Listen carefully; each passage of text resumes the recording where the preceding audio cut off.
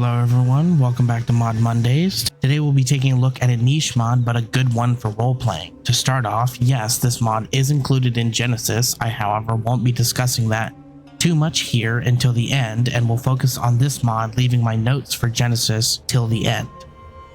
Today's mod is Primitive Tech Mud and Clay mod by Macrotaz. A phenomenal mod all around. It adds an interesting perspective for playthroughs. While I won't be going over the armor and weapon stats in detail, they will have overlays on screen throughout the video. If you guys have any suggestions for shorts or videos to make for Mod Mondays, let me know down below. Thank you everyone for the support on the series so far. This will be a bit of a longer video than the past couple weeks, as we have footage in the background of basically my playthrough, just enjoying their life and killing the annoying swamp raptors with vanilla Kenshi as a base game mode. As a heads up here, I do have all foliage hidden throughout most of the video just because there's a lot of grass and shrubs where I happen to settle down.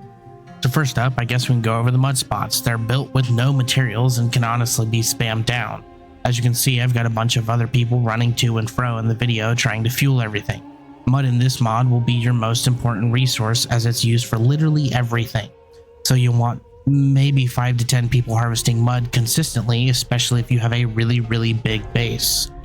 So from mud spots, I'd advise to build some teeny tiny houses, the adobe huts that you can see on screen, throw down some camping beds and torch posts and call it a day. That will at least give you a healing spot for now. Something I was trying to portray was the more primitive nature of the mod, but players may want another camping mod that suits this and pairs well with it. Interactive world might have some interesting stuff for a primitive playthrough. From there, I'd try planting some farms down and then crafting station. Again, these should only require one mud or a handful of mud each. There's only one farm size, which is easy enough to manage. It again only requires mud and some good water in the ground. You can craft both armor and items here, which can make the players some decent profit if there's a town nearby to sell to. My guys are currently crafting some coil bowls for the termite mounds. You will, however, need to make some earthen jugs for storage for certain items, so keep that in mind. The earthen jugs take a long time to craft. Juice pipes are used to make crossbows and food. However, you can also make the drying mats you see here in the video to make some quick food. The mud stacks will not sustain you for very long unless you can pump them out in mass. You can make the juice pipes and the crossbows by building some moth borers. They are meant to look like they're infested with insects who eat holes in the end of the reeds to be able to be used like blowguns. Ammo for these blowguns is made in the crafting pit rather than the gear pit.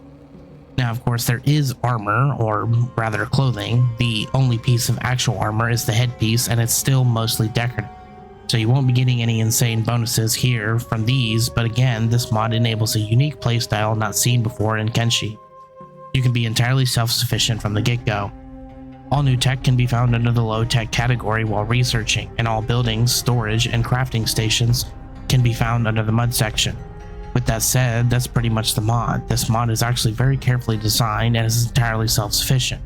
It's low impact, and it's actually a really cool idea for playthroughs. I'd actually love to see somebody take this for a entirely full playthrough. The footage and discussion from here on out will basically be me discussing Genesis and the possible ideas for macrotaz in the future. Something I did want to focus on while working on this tech overhaul for Genesis was that I wanted to have more resources that enable closed loops, much like macrotaz's mod. But I wanted the player to play nomadically for those items, so the mud, the moth borers, and termite mounds will randomly spawn now in forested and moist areas where it makes sense. Termites will play a role in how players fish in the future, meaning that the best fishermen will need to hunt down these termite mounds. Of course, termite mounds will also play a heavy role with hivers in the future, so they'll be frequent around hivers as well, who will use them as quote-unquote repair kits for buildings per the lore. It took a while before I was finally able to build this concept out, but I did offer this proposition to Macrotaz over a year ago. If he wanted to, I'd work with him on creating a great primitive tech mod that enabled nomadism and hunting and gathering. And now that I have finally added this to the game, I can enable players to the ability to craft everything in-house and play a completely backwards tech level progression system. And that's that. This has been a look and small playthrough of Macrotaz's primitive tech mod and clay mod.